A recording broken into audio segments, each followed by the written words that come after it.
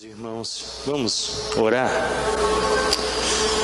Bondoso Deus, eis aqui o teu povo reunido. A certeza de que quando nós nos reunimos, o fazemos para a glória do teu nome. O nosso propósito é desempenharmos os mandatos que o bom Deus nos concedeu como seu povo, para a transformação deste mundo em queda, para vencermos o reino parasita de Satanás e inaugurarmos o reino de Cristo entre nós, transformando esta criação pela operação do Evangelho. E de fato, ó Deus, a política, os governos necessitam da igreja operando entre eles para o benefício de todos os homens em todo lugar. Dar-nos graça, ó Deus, nesta noite, é o que rogamos em nome de Jesus. Amém. Meus irmãos, eu vou falar sobre um tema que muitas vezes gera controvérsia. Nós temos que evitar a calvinolatria. Nós não adoramos Calvino. Mas eu tenho um entendimento de que Deus, em épocas específicas, levanta homens específicos a favor da sua igreja. Assim ele fez com Lutero, Calvino, John Knox e outros homens, que nos ajudam a termos uma visão bíblica. Eu escolhi Calvino desde o início da minha caminhada cristã, porque ele foi o teólogo que me introduziu na leitura completa das Escrituras. Primeira vez que eu li toda a Bíblia, eu li por causa de Calvino. O reverendo Vadislau Martins Gomes foi professor no Seminário Presbiteriano de Brasília, foi meu professor.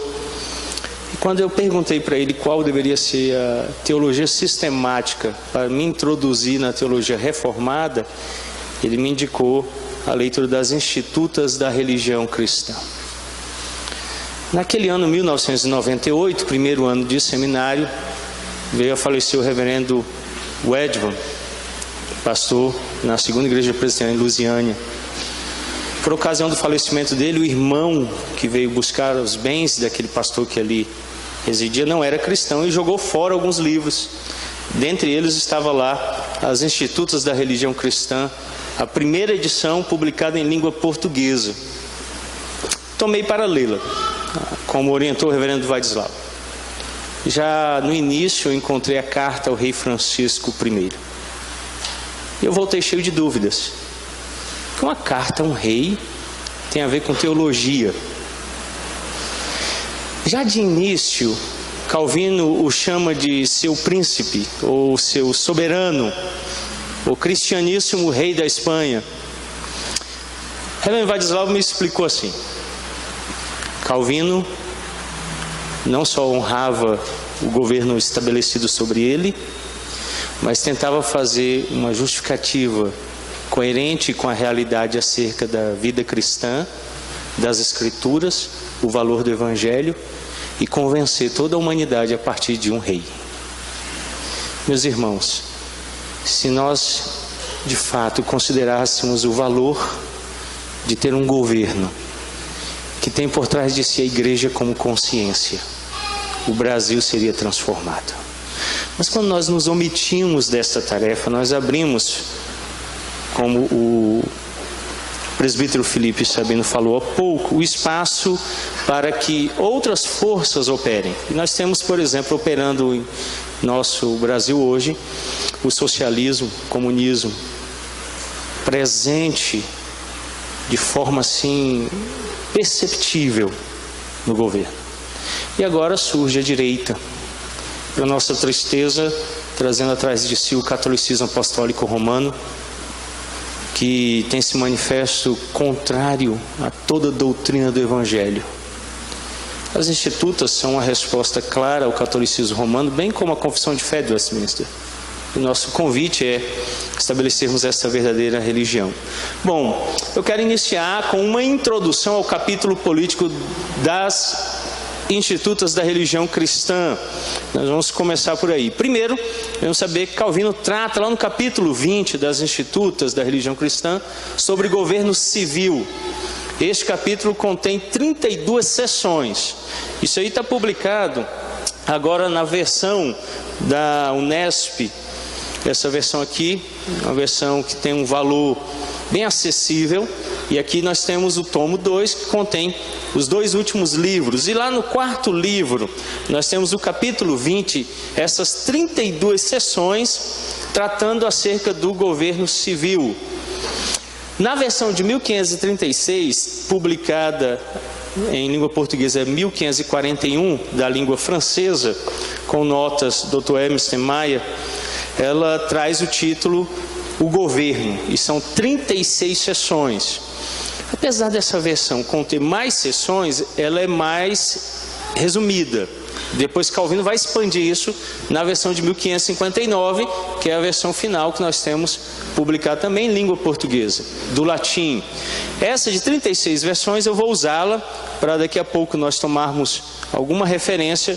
Eu gosto muito de como Calvino trabalha as coisas e também tem sido objeto de trabalho lá no meu mestrado em História na Universidade de Genebra. Então eu vou me ater um pouquinho a essa versão de língua francesa, eu acho que ela vai nos ajudar um pouco. Na versão de 1559, o capítulo 20 traz o título de A Administração Política, que a Unesp traduziu por Poder Civil. Esses títulos já vão apontando um pouquinho do pensamento e a forma como os tradutores olharam para o capítulo 20. Quando nós pensamos em forma de política como algo a ser administrado, já nos envolve como embaixadores do reino enviados para sermos mordomos da criação. Então, de fato, esse assunto diz respeito a nós, como o presbítero Felipe falou há pouco. A tradução em língua inglesa de Henry diz o seguinte: do governo civil. Porque nos Estados Unidos, diferente da Inglaterra, a Confissão de Fé de Westminster vai separar a relação igreja e Estado, tornando ela mais distante, que é a tradução que nós utilizamos na Igreja Presbiteriana do Brasil e nós adotamos por subscrição confessional. A igreja e o Estado estão separados em esferas distintas, e é interessante que depois você examine um pouquinho sobre a esfera do governo civil e a esfera da igreja, e isso na cosmovisão fica bem clara. Mas vamos avançar um pouquinho e compreender o que Calvino vai nos falar acerca do assunto do governo civil e a relação da igreja para com o mesmo. Calvino, pelo contrário do que nós imaginamos, demonstrou grande interesse pessoal nos assuntos do dia a dia de Genebra. Ele não era cidadão de Genebra, Calvino era um cidadão francês exilado em Genebra, então ele não tinha direitos civis na cidade. Ele não fez parte do Petit Conseil, o pequeno conselho, porque era um conselho que administrava civilmente a cidade. Mas Calvino influenciou muito ele. Como, por exemplo, você não vai encontrar livros específicos de Calvino sobre política com esse título, mas ele vai tratar muito desse assunto em vários dos seus escritos, e fica uma dica para você: ler as Institutas junto com os comentários bíblicos de Calvino e seus sermões. Para você ler esse material todo, você vai conseguir fazê-lo em cerca de 3 anos, se você for um bom leitor. Você vai conseguir ler todos os sermões, os comentários e a Instituta. Isso para um bom leitor, você vai conseguir. E esse era o desejo dele, que você tomasse todo esse material e fizesse. Então gaste menos tempo no Facebook, no Twitter, no WhatsApp, e você vai conseguir ler, sentar-se aos pés de Calvino e ouvi-lo. E ele, de fato, influenciou muito a igreja da sua época pelos seus sermões. Eram os sermões de Calvino que marcavam o Conselho Civil de Genebra. Era pelos sermões que Calvino falava à consciência desses homens. Aí o papel da igreja de expor o pensamento dela em escritos, livros. Eu acho que nós precisamos redimir a cultura. Nós precisamos tomar toda a cultura para redimi-la em todos os seus aspectos. A cultura hoje está na mão dos ímpios e eles têm produzido péssima cultura. E a igreja tem um chamado para redimir a cultura. E por meio dela nós influenciarmos a academia e influenciarmos a política. E eu penso que o seu candidato deve ser objeto de instrução. Você deve se sentar com ele, falar com ele as verdades do Evangelho, falar aquilo que Deus deseja. Então Calvino se envolveu, e ele não desejava que o clero ficasse fora da política, a igreja se distanciasse dela, mas ele assegurou que os políticos ouvissem a igreja e os conselhos entendessem a voz de Deus. Ao mesmo tempo, ele mesmo desenvolveu uma teologia que abrangesse a política, fazendo com que ela alcançasse conexões internacionais. Eu falei há pouco de homens que são levantados para transformar épocas. Nós temos um aqui entre nós hoje, eu não falo para enchê-lo em si mesmo, ele vai tirar o desconto que tem lá. É o Felipe Sabino. 2000 eu entrei num grupo chamado Uma Lista, era no e-mail ainda, e lá no Yahoo, Cristãos Reformados. Foi ali que começou a nascer, e nasceu o site Monegismo, que hoje é editor, e tem influenciado o meio cristão. Quando nós pensamos nisso, eu tomo a internet como, na época da reforma, foi a publicação de material escrito. Olha, a escrita, quando ela surgiu em forma maravilhosa como foi na época da reforma impressa, não foi assim, ela que ajudou a reforma, foi a reforma que ajudou a imprensa, tá? Como nós estamos ajudando a internet. Vocês devem saber que a maior parte do fluxo da internet hoje diz respeito a nós cristãos. Nós gostamos da internet. Nós podemos fazer um bom uso dela e propagar por meio dela essas verdades. E Calvino, então, criou conexões internacionais com seus escritos. E ele, então, começou a traduzir, publicar, e isso espalhou-se e ganhou reinos inteiros. E depois, é claro, vai se manifestar na forma política lá na Inglaterra e nos Estados Unidos, a Nova Inglaterra. E ele, então, foi muito além de Genebra. Mas Genebra é o principal modelo. E a partir daí, então, ele desenvolve aquilo que nós vamos tomar agora como objeto de estudo, que é o capítulo 20. Ele divide em dois principais momentos este capítulo. O primeiro é uma discussão geral sobre a necessidade, a dignidade e o uso do governo civil. Essas expressões devem ser objeto de atenção sua. Primeiro, Calvino diz que há necessidade de governo. Diferente do catolicismo apostólico romano, nós olhamos o governo civil como fluir da graça comum sobre os homens. Por causa do pecado, Deus instituiu o governo civil a nosso favor, para o nosso bem. Então, como o Felipe falou há pouco, tem sim a ver política com a igreja, e muito a ver, mas mais a ver ainda com a operação de Deus a nosso favor, para a contenção dos maus, do pecado. Portanto, quando nós deixamos política de lado, nós passamos a permitir que o mal cresça. E aí nós vemos a situação, o caos político que nós estamos envolvidos hoje, e eu fico muito triste em saber que agora, talvez por afã do assunto, estejamos aqui. Mas falte um interesse. E talvez nesses próximos 4 anos a gente não fale mais sobre isso. E talvez os livros sobre política não vendam, Felipe. Aproveita hoje. Porque a gente vai deixando para lá e falando, nós não temos nada a ver, é só quando vem de novo. E alguns estão defendendo só uma posição pessoal sobre o candidato dele. E a igreja tem um papel bem mais amplo do que isso. E ela deve se envolver. Depois ele vai combater a oposição aos chamados fanáticos anabatistas, que era um problema na época de Calvino, como foram na época de Lutero.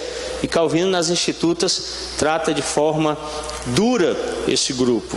E aí a última parte, ele vai lá da seção 4 a 32, falar como esse governo se estabelece, quais são as suas funções.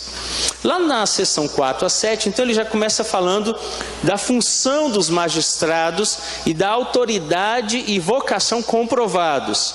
Nós não vamos ter tempo de olhar tudo isso, o nosso tempo é bem curto, o Tiago já me falou que eu tenho que dar 10 minutos, já era pouco, ele tirou 10, então se a gente não acelerar, o Júnior vai conseguir responder depois a minha palestra, a palestra do Felipe e da dele. Então, nós vamos só olhar por cima e você depois pode pegar as institutas e dar uma olhada. E ele vai tratar de 3 formas de governo lá na seção 8. Monarquia, aristocracia e a democracia. Não a democracia como hoje está instituída e conhecida, mas já era algo embrionário. E a monarquia que ele tanto detestava porque ele viu grandes tiranos e aí ele se colocou contrário, e lá você vai perceber que ele tinha um viés assim pela aristocracia. E quando ele vai tratar sobre a questão da democracia, nós vamos ver daqui a pouco, ele tinha medo que houvesse levantes populares, E aí ele então vai na direção de ter alguns governando os muitos. Depois, então, em terceiro lugar, ele considera o ofício do magistrado civil em respeito à piedade e justiça. Essa parte da seção 9 até a 13, meus irmãos, há tanta piedade ali, que eu penso que talvez em Poimênica os professores pudessem instruir os candidatos ao ministério sobre piedade e justiça nesse trecho. Calvino vai levantar a ideia de que os políticos, aqueles que estão no governo, que estão liderando, devem ser instruídos pela igreja sobre o papel em amar a Deus. Amar e servir a Deus. E ele deixa bem claro que eles são ministros de Deus. Ele parece colocar isso em caixa alta no texto, dizendo assim: vocês servem a Deus. Vocês sabem que a palavra ministro no latim tem a ideia de servir, ser um servidor. Daí os servidores públicos estão a serviço não do povo. É tolice pensar isso. Eles estão a serviço de Deus. São ministros de Deus, não ministros. A gente acha que estão a nosso serviço, né? Trabalhando para a gente. Não, eles trabalham para Deus. Quando a gente tira então o foco de Deus e coloca no povo, o que acontece? Vira o que nós estamos vivendo, né? E o Felipe há pouco falou sobre isso. Tudo é o governo, né? Tudo é o governo. Daqui a pouco a gente vai querer que o governo pague nosso dízimo. Vai ficando ridículo. E Calvino nesse capítulo diz assim: vocês são servos de Deus. E ele conclama os governantes a entender isso. Quando você lê a carta ao rei Francisco, você vai perceber que Calvino em muitos momentos olha para o rei e diz assim, que ele é um instrumento de Deus, que ele está servindo a Deus. Ele olha para o rei como uma bênção na vida dele. Olha que Calvino era um exilado perseguido, e ele então honra aquele que Deus está utilizando. Depois disso ele vai fazer um tratado na segunda parte das leis. E aí ele vai falar aquela distinção entre as três formas da lei, lá na seção 14 até 16. Vem então a última parte, onde ele vai se referir ao povo, explicar os usos das leis, tribunais, magistrados para a sociedade comum dos cristãos, seção 17 até a 21. E aí ele vai fazer deferência aos indivíduos como magistrados. Ele gostava dessa expressão, os magistrados, e até onde a nossa obediência deve ir quando diz respeito aos magistrados, na seção 22 a 32, é objeto do nosso estudo esta noite, e é a ela que nós vamos nos deter.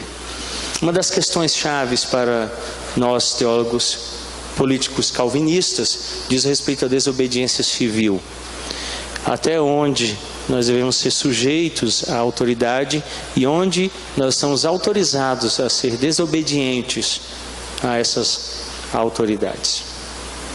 O próprio Calvino considerou a afirmação do apóstolo Paulo, como o Felipe já leu conosco aqui no início, lá em Romanos 13, de 1 a 7, de que independente da forma particular de governo que esteja sobre nós, todo governo é estabelecido por Deus para o bem do homem. Então a gente parte desse pressuposto inicial de que os governos estão sobre nós para o nosso bem.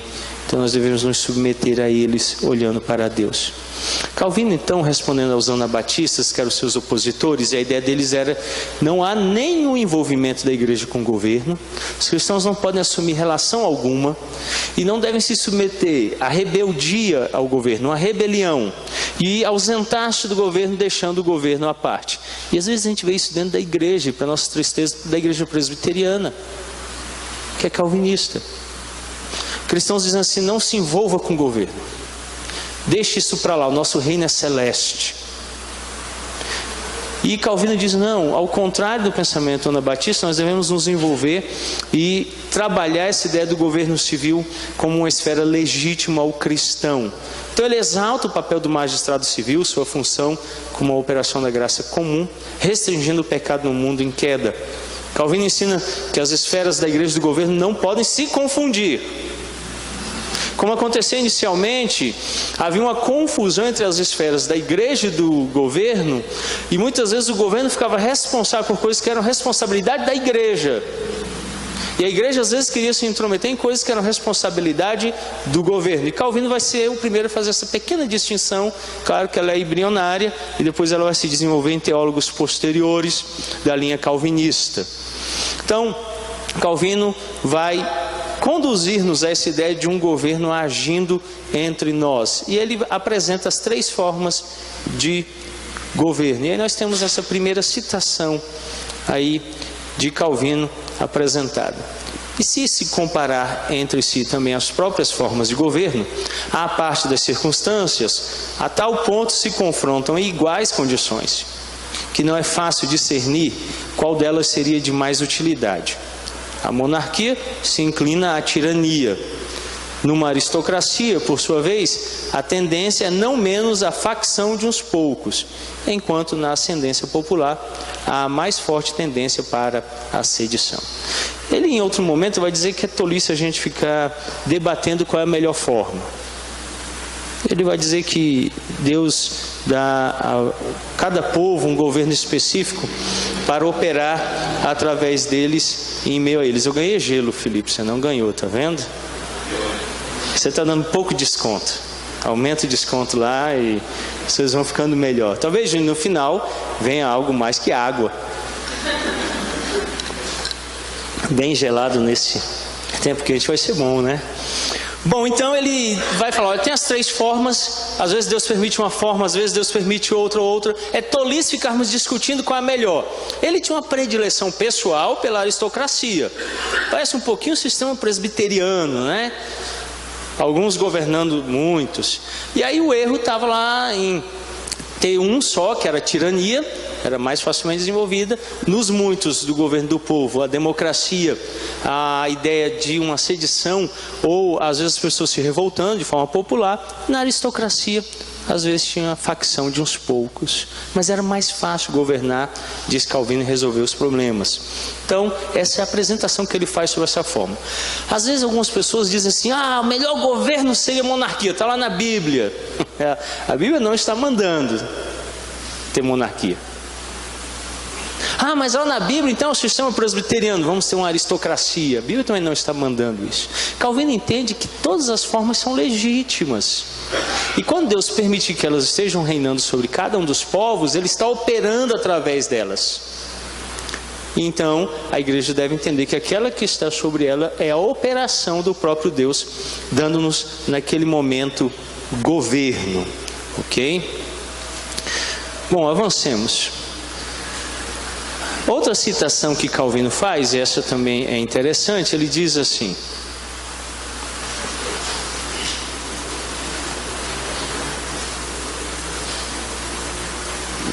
mas se aquele a quem o Senhor designou uma forma de governo assumem para si outra forma de governo, de sorte que se veem seduzidos a reivindicar mudanças, tal cogitação será não só estulta e supérflua, mas até mesmo completamente perniciosa. Além disso, em vez de fixar nossos olhos numa só cidade, volvamos nossa vista ao mundo inteiro, ou a diversos países. Certamente veremos que não sucede sem a permissão divina que nos diversos países existam diversas formas de governo, para que as regiões variadas sejam administradas por organizações governamentais diferentes. Pois da mesma forma que os elementos naturais entre si se ligam somente em proporção desigual, assim estas melhor se sustentam em suas devidas desigualdades. Contudo, diz também que todas essas coisas são desnecessárias àqueles a quem será bastante a vontade do Senhor. Portanto, se bem lhe pareceu constituir reis sobre os reinos, senados ou decuriões sobre as cidades livres, nosso dever é submeter-nos e obedecer aos superiores que dominam no lugar onde vivemos. Livro 4, seção 20, capítulo 20, seção 8ª. Veja que Calvino então vem e diz assim: olhe para o mundo e veja todos os governos. Há muitos e variados governos.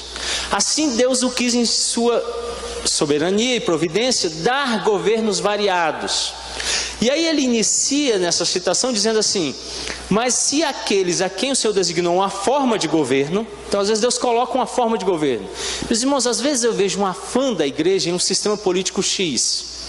E agora a igreja tem caído em idolatria em achar que o sistema Y ou X trará redenção. Quem traz redenção é Cristo. Quem manifesta essa redenção é a igreja. E aí eu penso muitas vezes que talvez, para a humilhação destes, não permitir que esse governo assuma e que venha um governo comunista, talvez coloque a igreja de joelhos aos pés do Senhor. Porque às vezes por meio da aflição, somos conduzidos a depender de Deus e a nos humilharmos em oração, dependência da palavra. Talvez se nós nos tornarmos como estávamos nos tornando Venezuela, confiemos mais no Senhor. E Calvino então disse de forma bem dura assim: mas se aqueles a quem o Senhor designou uma forma de governo assumem para si outra forma de governo, ele diz assim, essas pessoas acham que eles é que podem assumir. E às vezes a gente fica falando, eu quero esse governo, eu quero aquele outro, eu acho melhor esse.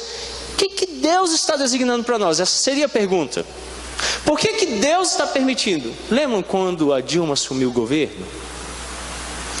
Eu abri o profeta Isaías e lendo, tomei uma das passagens onde o profeta diz assim, que é grande o opróbrio sobre o povo de Deus, que uma mulher reine. E eu caí de joelhos diante de Deus e disse assim, Senhor, se o Senhor deseja nos humilhar, colocando sobre comando uma mulher, assumindo o papel de liderança uma mulher ímpia, má, que é contrária a Ti, eu estou disposto a aprender. E às vezes a gente vê aí grupos, e você pode manifestar posições políticas, desejos, você pode dizer pró-monarquia, pró-aristocracia ou democracia, você pode. O problema é quando você nega o sistema que está colocado sobre nós por vontade divina e assume em rebelião outra. Você não tem esse direito. E Calvino diz, esses fazem isso, de sorte que se vêm seduzidos a reivindicar mudanças. Tal cogitação será não só estulta e supérflua, mas até mesmo completamente perniciosa. Calvino está mostrando que Deus está dirigindo o seu povo através de governos, pela sua providência dirigindo o mundo. Nós precisamos entendê-la e nos submeter a ela. Na seção 10, Calvino trata de responder então aos anabatistas sobre o valor do governo e do envolvimento do cristão com o governo. Então lá na seção 10 ele traz esse assunto e diz, olha, envolvam-se, participem dele. Seção 11 a 13 ele fala das prerrogativas do governo. Da 14 a 16, governo, as leis, o pensamento calvinista sobre lei religiosa, civil e moral.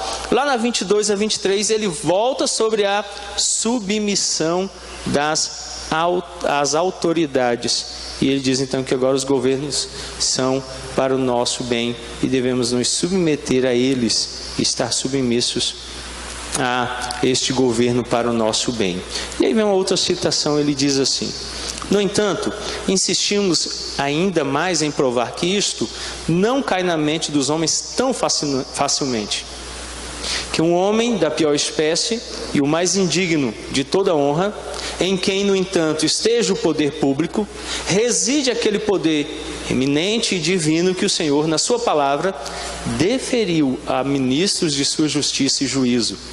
Porque, quanto respeito à obediência pública, deva ter tido pelos súditos na mesma reverência e dignidade em que se deve ter ao melhor rei, como se lhe fosse dado. Então Calvino diz que nós que estamos sob cuidado desses ministros de Deus, devemos dar a eles toda a honra para sermos louvados. Quando ainda no 4º ano do seminário, eu estava tomando conta de uma congregação presbiteriana lá na Ceilândia Norte. E voltando então do seminário um dia, eu desci do ônibus e quando eu estava assim na esquina, uma viatura saiu imediatamente da Patamo, desceram os policiais gritando na parede. Eu encostei, abri as pernas, soltei os livros no chão. Doeu o coração, porque caíram alguns livros preciosos. E eles começaram a me revistar. E um dos que estavam revistando abriu minha carteira e o primeiro documento que ele encontrou lá era o que me permitia ter entrado no quartel. E ele descobriu que eu era capelão do Centro de Formação e Aperfeiçoamento de Praças da Polícia Militar do Distrito Federal. Ele pediu desculpas imediatamente.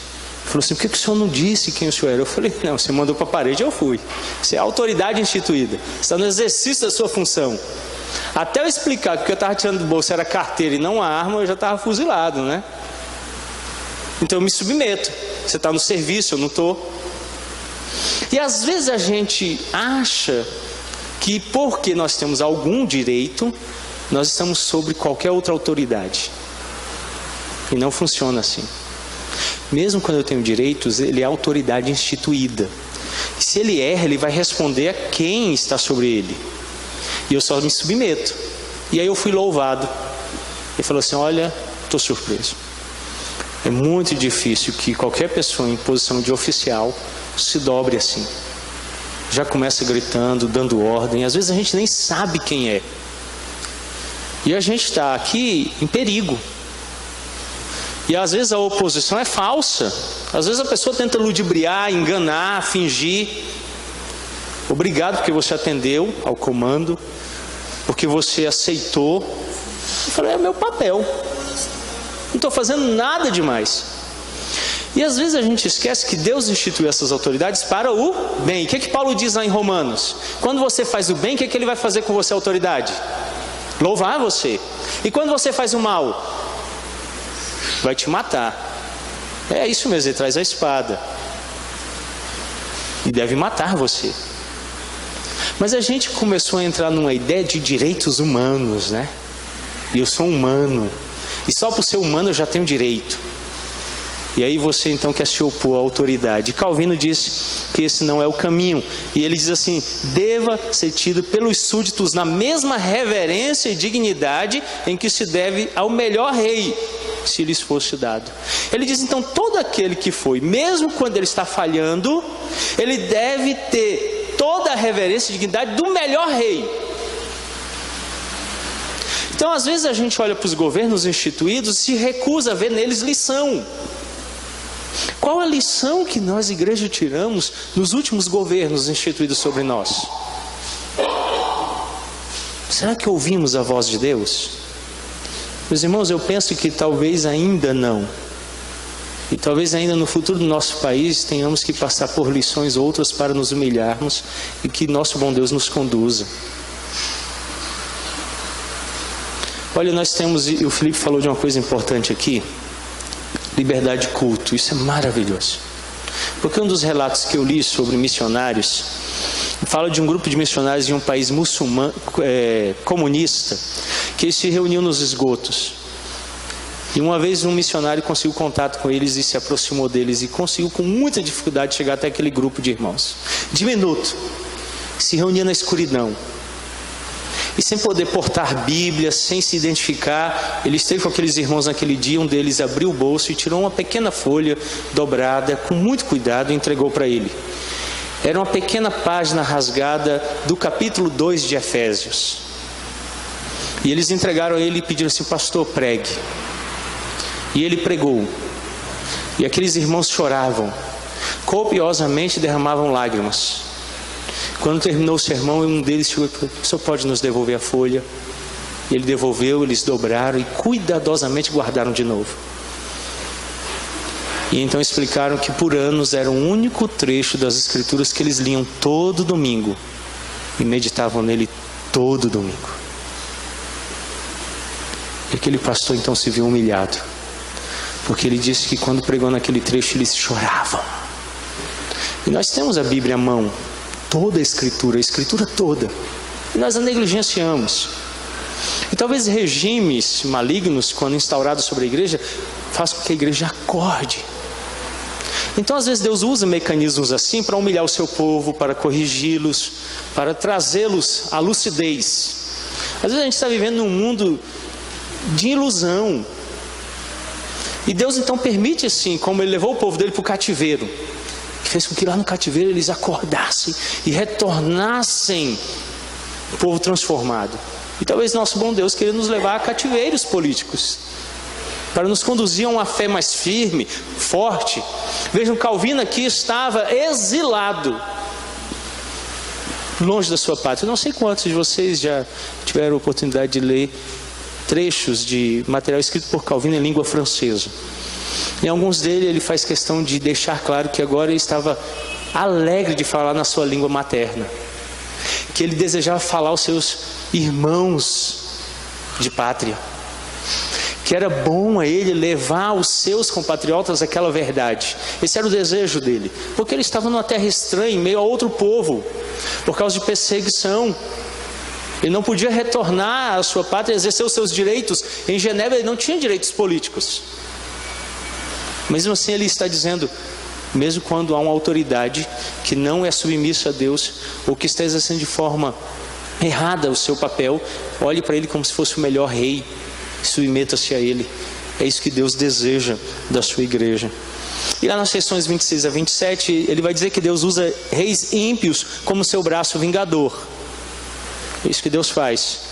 Às vezes levanta, como ele levantou Ciro, e disse que era ungido dele.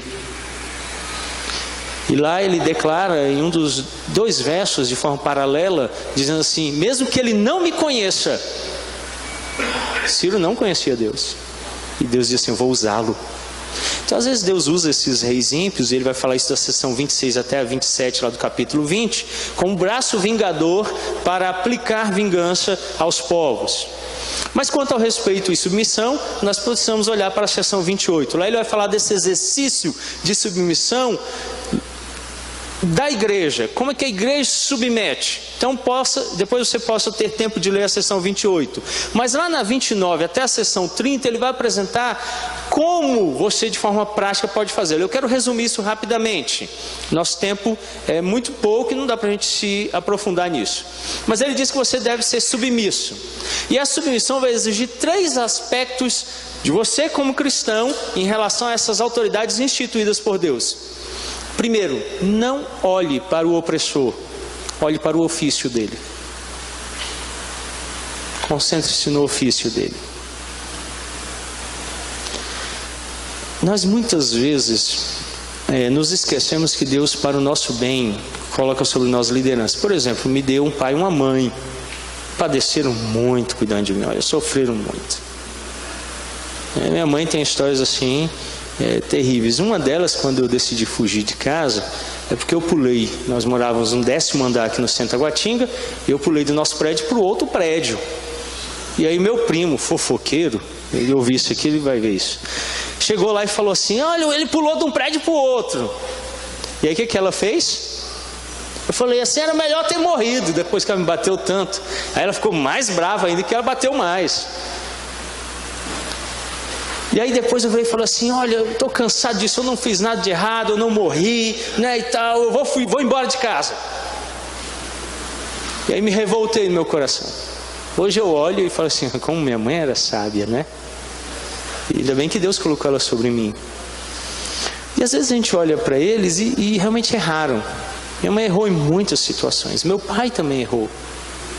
Mas mesmo quando erraram, quem os instituiu como governo sobre minha vida foi Deus.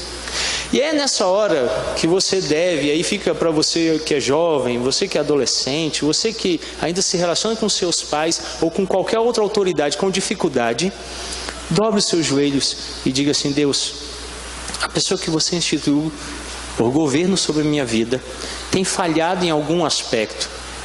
Mas eu não quero olhar para a falha, eu quero olhar para o ofício dele. É ali que está a bênção. De todas as vezes que minha mãe errou, não se comparam a essas vezes que ela acertou, me corrigindo, me trazendo de volta para o caminho. E aí eu preciso então olhar para o governo civil e dizer assim, olha, Deus o instituiu. E ele pode errar em muitos aspectos, mas ele ainda é bênção, porque refreia o mal, porque faz com que o bom Deus opere sobre todos os homens de forma geral. Segundo, nós devemos examinar a situação olhando antes de tudo a nossa própria pecaminosidade.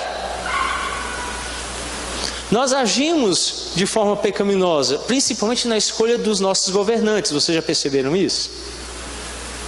Quantos aqui estão votando em alguém que vai aumentar imposto aí?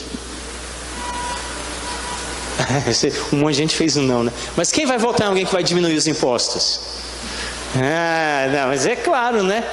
Mas é porque o resto que vai sobrar você vai dar para os pobres, não é assim? Não é esse o propósito. Vai dar na igreja, vai ajudar monegismo lá, tem um projeto lá de doação, né? Vocês vão doar lá. Claro que não, é para uso próprio.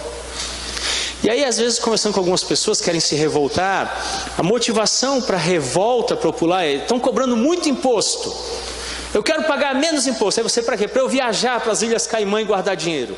Que legal, você não é diferente dele. Você está fazendo a mesma coisa que o político corrupto.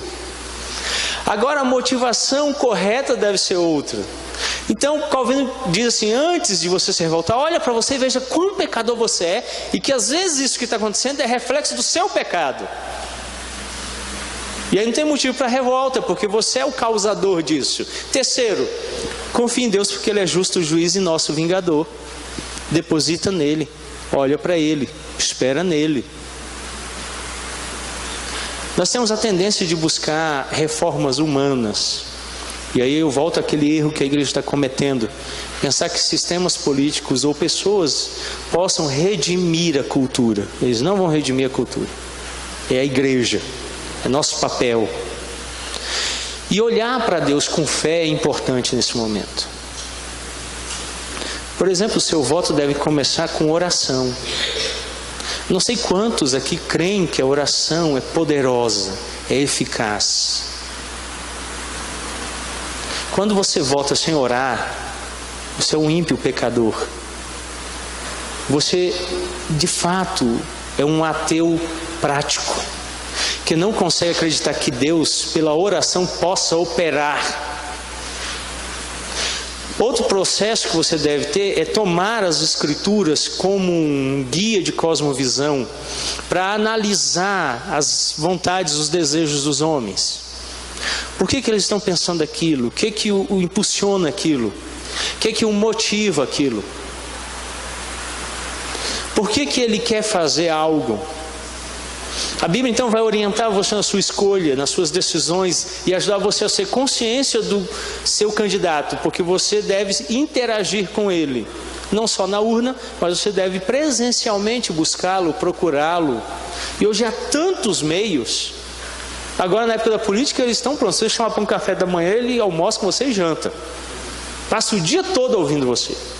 É a oportunidade que você tem para chegar nele e adverti-lo sobre verdades bíblicas que devem guiá-lo como um ministro de Deus. O Felipe falou aqui sobre o termo reverendo. Teve um puritano, eu tentei lembrar aqui de cabeça, não consegui lembrar qual deles, disse que esse título não é referente à pessoa. Mas um pastor é digno de reverência toda vez que ele explana a palavra de Deus e toda a palavra de Deus. Esse plano de tratamento ele não é dirigido a mim como pessoa, ele é dirigido ao ofício que eu exerço. E toda vez que alguém chega e fala reverendo, ou usa um outro termo que é muito ausente da igreja, doutor. O ministro ele é douto nas Escrituras, ele é douto em várias ciências, é dever dele. Isso me chama a responsabilidade. Anjo, enviado de Deus, um mensageiro para falar ao povo dele. Isso deve me constar. Então, quando você chega num político e diz assim, você é um ministro de Deus, Calvino deixa isso bem claro nesse capítulo 20 das Institutas. Eles devem ter ciência de que eles são ministros de Deus, servindo diretamente a Deus, respondem a Deus. Isso vai levá-los a uma consciência do seu ofício. E eles vão ter que se humilhar ou se revoltar contra Deus. Ora, se eles se escolherem revoltar-se contra Deus declaradamente, qual é o fim deles? Mas se dobrarem a Deus, que grande benefício não teremos. Então esse é o nosso papel. Então Calvino entende que há uma responsabilidade, uma resistência corporativa a esses que se revoltam contra o ofício. Se eles abandonam o ofício, pensa num pastor digno de reverência, um doutor da igreja, um anjo enviado ao povo de Deus. Você está concitando ele a responsabilidade quando você usa esses títulos. Mas ele falha, ele não estuda as Escrituras, ele começa a falar de si mesmo. Aí agora pode haver contra ele uma resistência corporativa. Você pode procurar o conselho da igreja E o conselho da igreja fala assim: pastor, nós estamos requerendo, o senhor deixa o seu cargo, você deixou de ser pastor da igreja, doutor da igreja, anjo da igreja, ministro do evangelho, porque você abandonou a principal função, que era pregar o evangelho, as escrituras. Quando um político então é chamado por nós a responsabilidade de ser servo de Deus, servindo a Deus, quando ele nega isso, o próprio Deus vai levantar, e aí Calvino diz que tem uma distinção entre uma oposição minha como pessoa, isso não deve acontecer, mas pelo contrário, como pessoa eu devo me submeter, mas ele corporativamente levanta nações para conter tiranos. Eu tenho orado pela Venezuela, e eu começo a ver assim, alguma resposta de oração, quando Donald Trump começa a dizer assim: vamos invadir. E aí eu começo a orar mais. Talvez nós tenhamos que jejuar, para que venham mísseis, balas, exércitos armados, para depor um tirano e estabelecer de novo um governo. Deus faz isso. Deus faz isso. Então eu não preciso ser oposição, mas Ele levanta corporativamente nações e age. Então você não se revolta contra o seu pastor. Deus usa o conselho da igreja para tratar os pastores. Ele usa dessa ideia corporativa. Então a diferença entre uma postura individual de insubmissão, que deve ser de submissão e obediência, e a corporativa, que vai ser contestatória, baseada na justiça das escrituras. Então Deus levanta nações, levanta corporativamente homens para mudar a história. Não era a oposição de um homem contra a Igreja Católica Romana. Deus levantou corporativamente um povo. Você olha a história da igreja, você vê isso. Não era um Lutero, um Calvino, foi o povo dele. É porque nós nos prendemos a esses poucos nomes. Nós tivemos a oportunidade aqui nos 500 anos, durante a semana, estudarmos os nomes pouco conhecidos. 200 reformadores que não tem material publicado em língua portuguesa. Desses 200 reformadores, só 68 tem material publicado em língua inglesa. Só 68. E a gente se prende em Lutero, John Knox, Calvino, Melanchthon. Mesmo Melanchthon tem tão pouco material. Eu caí na bobeira de fazer uma monografia lá no Under Jumper, usando Melanchthon, só tinha material em latim, de contratar gente para me ajudar. Não tem nada em língua portuguesa, muito pouco em língua inglesa, mas a gente esquece desses homens. E Deus levantou muitos, milhares de reformadores. Não foi só um homem, 2 homens. E Ele moveu igrejas inteiras, príncipes, governos. A Alemanha foi exemplo disso. Os príncipes se uniram à reforma. Então não foi um homem se revoltando. Deus operou corporativamente e coletivamente. Então a gente não pode assumir esta ideia de agir dentro, muitas vezes, de um governo corrupto, de forma individual, se revoltando, se rebelando. Por isso, mesmo que a punição da tirania sem freio seja a vingança do Senhor sobre os tiranos, não se deveria imaginar que os cidadãos sejam privados de chamar por Deus. Antes devem obedecer e sofrer tudo o que foi determinado, Calvino diz isso na seção 31, confiando que Deus é vingador e levantará a seu tempo a salvação. Por isso Calvino declara: pode ser que existam em nossos dias magistrados populares, instituídos para conter a licenciosidade dos reis, correspondentes àqueles éforos, firmemente contrários à autoridade dos reis, dos espartanos, ou aos tributos, na versão francesa, defensores do povo, colocados acima e em contraposição a Deus. Calvino então declara: cônsules romanos ou aos demarcas, levantados em oposição ao conselho dos atenienses. E talvez, nas atuais circunstâncias, sejam da mesma natureza e autoridade exercidas pelos 3 estados em reinos específicos, quando eles realizam suas principais assembleias, se existirem magistrados do povo estabelecidos. Não é parte de minhas intenções proibi-los de agir em conformidade com seu dever de resistir à licenciosidade e ao furor dos reis. Ao contrário, se eles forem convenientes com a violência, contra desenfreadas aos reis, aos seus ofensores, contra pessoas pobres em geral, direi que uma tal negligência constitui uma infame traição de seu juramento. E aí Calvino então diz, eu direi. Veja, aí Calvino diz que levanta como pregador e fala assim, vocês estão ferindo o ofício de vocês. Eles estão traindo o povo, lesando aquela liberdade cuja defesa sabem ter-lhes ordenado por Deus. Seção 31 do capítulo 20. Calvino então diz que a gente deve estar pregando.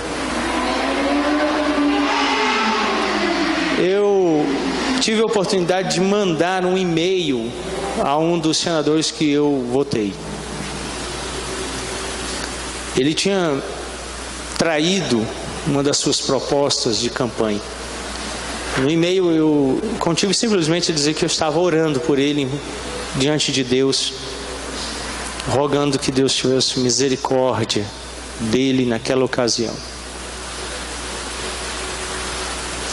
Os irmãos, ele respondeu o e-mail perguntando se aquilo era uma ameaça. Ele ficou com medo. Na época eu falei assim, não é não, minha não, é de Deus. Se você não se submeter à vontade dele, para o bem do povo, pois ele o fez magistrado para o louvor dos que praticam bem e punição dos que praticam mal, aí eu tenho que pedir misericórdia. Eles precisam ouvir isso. Toda vez que você age, de novo eu tenho que invocar a ideia de que você precisa crer. Você pode tomar a Escritura Sagrada e ler para ele, publicá-la para ele, tomá-la, pega um dos salmos imprecatórios e lê para ele. Ele precisa ter ciência do que Deus exige dele. Você é voz de Deus aqui. Isso é que vai transformar os políticos. Não é uma revolta popular, pegar em armas, destituí-los do cargo, não é isso. A igreja precisa da operação da palavra no meio deles. A gente precisa de novo pregar para eles. Por isso que Calvino escreve para o rei Francisco. Ele precisa ouvir. Calvino está dizendo que Francisco precisa ouvir a palavra de Deus. Em 4 volumes. Ele não vai escrever um e-mail tão grande, porque vai ser difícil de ler, né? Mas ele precisa conhecer algumas verdades para que ele entenda. Bom, Calvino então aponta aqui uma exceção, como a igreja deve oferecer essa resistência à autoridade superior. Exceção essa que ele está declarando aqui deve operar pela pregação, pela exposição das verdades, a fim de que eles se prostrem. No latim, Calvino chama os magistrados. E aí é claro que a gente sabe que são todas as autoridades instituídas. Todos aqueles que estão sob o governo. Uma vez uma menina visitou a segunda igreja presbiteriana de Lusiânia e se converteu. Ela ficou tão alegre, ela tinha 15 anos de idade. Ela ganhou uma Bíblia, começou a vir aos cultos. E uma vez ela procurou em lágrimas, porque o pai tinha proibido ela de ir ao culto. Mas não só isso, ele disse que não queria que ela lesse a Bíblia dos crentes. Naquela ocasião, então, o pastor da igreja disse: filha, olha o que declara as Escrituras: honre pai e mãe.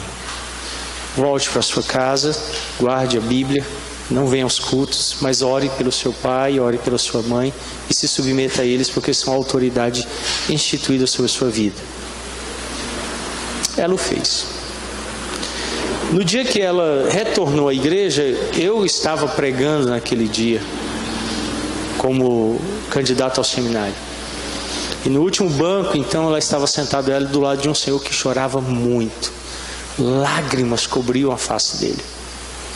No final do curso, então, ela procurou e falou assim: nós queremos falar com o pastor. E nós fomos até o pastor. E ele falou assim: eu vim aqui hoje para conhecer o Deus da minha filha.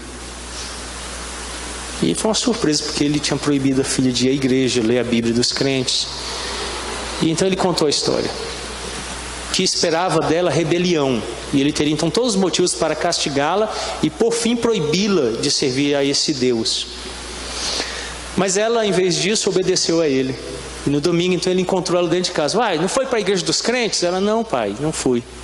Bom, passava e não havia mais lendo a Bíblia. E perguntou, cadê a Bíblia dos crentes? Vai lá em cima do guarda-roupa, dentro daquele saco de mercado. É a Bíblia, eu guardei, o senhor disse que não é mais para ler.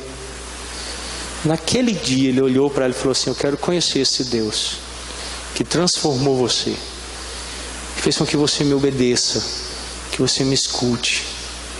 Você era uma filha rebelde, não me ouvia. O que aconteceu com você? E ela falou, eu conheci Cristo. E então naquele dia ele foi até a igreja e se rendeu aos pés do Senhor. Porque o mandamento diz que se ela honrar pai e mãe, se prolongarão seus dias sobre a face da terra.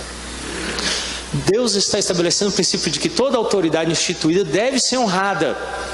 E quando eles praticam mal, dobre-se diante dele e reconheça que Deus os colocou e peça a ele sabedoria. Então Calvino diz assim, quando houver governo sobre nós que não é governo bom, olhe para Deus como vingador, que exerce justiça e aprenda com a situação. Humilhe-se. Olha uma doutrina que nós precisamos resgatar na igreja dos nossos dias. Talvez publicar alguns títulos, eu tenho 2 ou 3 para indicar para você, sobre a humilhação. Nós precisamos nos humilhar. Precisamos nos humilhar. E é esse, de fato, o chamado que nos é feito como igreja, da tolerância como servos diante de muitas vezes governos ímpios, mas confiando em um Deus que dirige tudo. Assim os cidadãos podem, em verdade, recusar a obediência ao governante quando este ordenar qualquer coisa contrária à vontade de Deus, pois é preciso obedecer a Deus antes de obedecer a homens. Claro que aqui nós sabemos todos o texto lá de Atos dos Apóstolos, mas eu vou ser bem sincero com você. Quando ele determina algo contrário, até hoje em solo brasileiro isso não aconteceu ainda. Você pode ler a Bíblia, você pode ir para a igreja, você pode servir a Deus. Não há nada contrário direto, falando que você não vai poder. No dia que houver uma determinação direta, aí a Escritura declara, e Calvino diz, pode haver desobediência direta àquilo que ele está ordenando. Claro que você sempre tem uma opção, morrer pelo Evangelho, ser mártir, ser uma testemunha. De novo, vem a doutrina da humilhação, a gente não quer isso, né? Nós queremos um bom governo com pouco imposto, para a gente ter muito dinheiro. Só que a Bíblia diz que vida tranquila e mansa não vem através disso, vem através do quê?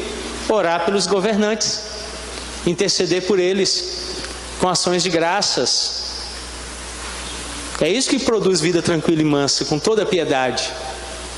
Mas a gente não quer de novo se humilhar. Eu não vou me humilhar rendendo minha oração. Eu vou estabelecer princípios de rebelião humana, de governos humanos, com meu próprio esforço e mudar essa cultura. Não é isso. Calvino diz que o caminho é outro. Mas se houver, aí ele diz que pode haver recusa.